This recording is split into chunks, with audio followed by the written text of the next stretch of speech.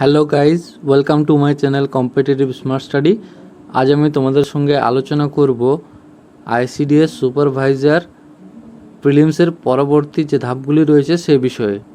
সম্প্রতি ICDS supervisor প্রিলিমসের ফলাফল প্রকাশ হয়েছে, তো এর পরে কী কী ধাপ রয়েছে সে বিষয়ে আজ আমি তোমাদের সঙ্গে আলোচনা করব। তো সে বিষয়ে জানতে তোমরা ভিডিওটি অবশ্যই শেষ পর্যন্ত দেখো এবং ভিডিওটি ভালো লাগলে অবশ্যই লাইক করো। প্রিলিমসের পরে প্রথমেই রয়েছে মেন্স এক্সাম, সেটা হবে তোমার 400 নম্বরের। তারপরে মেন্স এক্সাম কোয়ালিফাই করলে তারপর হচ্ছে ভাইভা টেস্ট 50 নম্বরের। প্রথমেই বলি, প্রিলিম টেস্ট ছিল কোয়ালিফাইং ইন নেচার, মানে শুধু কোয়ালিফাই করলেই হতো, প্রিলিমসের নাম্বার ফাইনাল মেরিট লিস্টে কাউন্ট হবে না।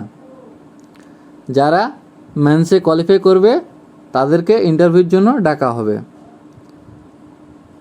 মেন্স এক্সাম আর ইন্টারভিউ মানে মেন্স এক্সামে 400 নম্বর আর ইন্টারভিউ বা ভাইভার 50 নম্বর, মানে টোটাল 450 নম্বর।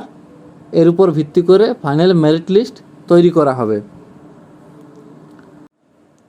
এরপর দেখে নেওয়া যাক মেন্স এক্সাম প্যাটার্ন।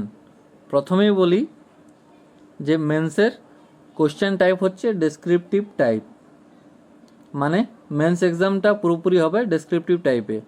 মেন এক্সামে 4টা ডিফারেন্ট পেপার রয়েছে, পেপার 1, পেপার 2, পেপার 3 আর পেপার 4। প্রথমে পেপার 1। পেপার 1-এ রয়েছে ইংলিশ 100 নম্বরের, যার সময় হচ্ছে 90 মিনিট। তারপর পেপার 2-তে রয়েছে বেঙ্গলি, হিন্দি, উর্দু, নেপালি বা Santali.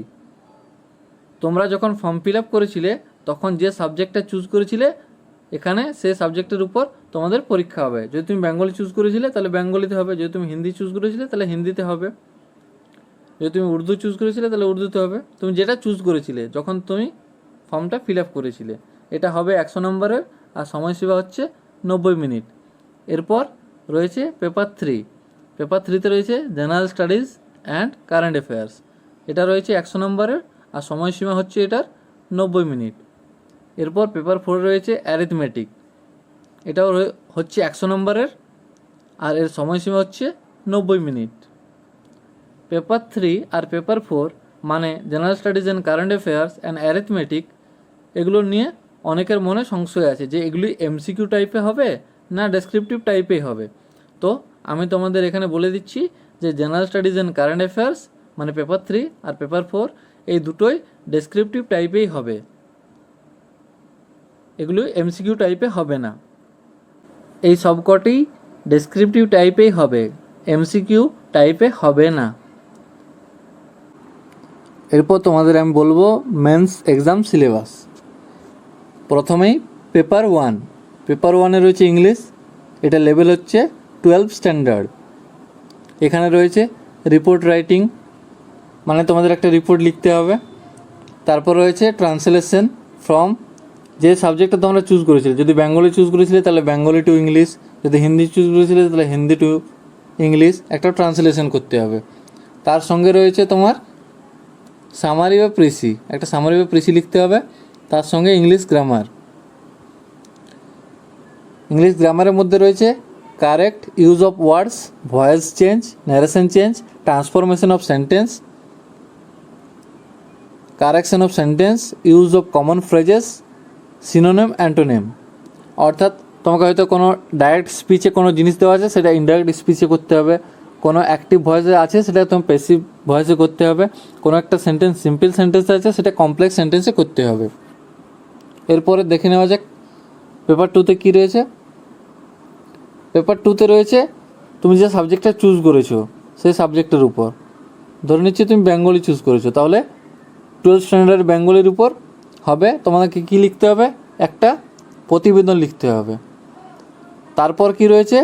Translation from English to, যে সাবজেক্টটা চুজ করেছো তাহলে বেঙ্গলি, ইংলিশ টু বেঙ্গলি একটা ট্রান্সলেশন। তারপরে একটা সারাংশ, সামারি বা প্রিসি রাইটিং। তারপরে ব্যাকরণ, ব্যাকরণের মধ্যে রয়েছে সমার্থক শব্দ, সমাস, কারক, বিভক্তি, সন্ধি বিচ্ছেদ, এইসব বিষয়গুলি। এরপর দেখে নেওয়া যাক পেপার 3-তে কী রয়েছে।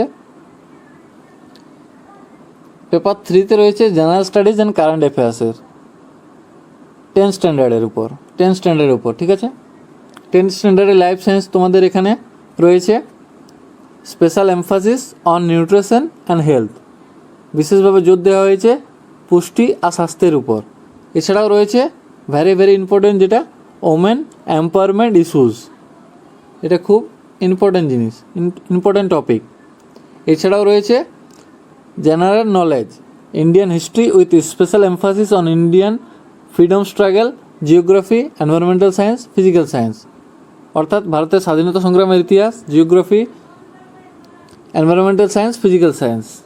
অর্থাৎ হয়তো এখান থেকে কোশ্চেন এলো যে ভারতের স্বাধীনতা সংগ্রামে আজাদ হিন্দ ফৌজের ভূমিকা কী।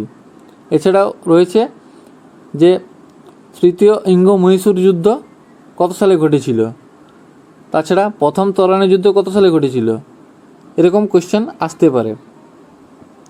বা গান্ধীজির অসহযোগ আন্দোলনে ভূমিকা কী ছিল। এরপর রয়েছে কারেন্ট অ্যাফেয়ার্সে রিসেন্ট টপিকগুলোর উপর তোমাদেরকে কিছু লিখতে বলবে। হয়তো এলো যে 370 ধারা অ্যাবলিশ হওয়ার ব্যাপারে তোমরা লিখো। এছাড়াও রয়েছে তোমাদের সিএবি অর্থাৎ সিটিজেনশিপ অ্যামেন্ডমেন্ট বিল, এই সম্পর্কে তোমরা কী যেন লিখো, এরকম কোশ্চেন আসতে পারে। এরপর রয়েছে verbal and non verbal reasoning, এখানে তোমার অনেক রকম জিনিস আসতে পারে, যেমন coding, decoding, blood relation, seating arrangement. এছাড়াও রয়েছে তোমার আলফা নিউমেরিক্যাল সিরিজ বা স্টেটমেন্ট অ্যাজাম্পশন, এইসব বিষয়গুলি। এরপর দেখে নেওয়া যাক পেপার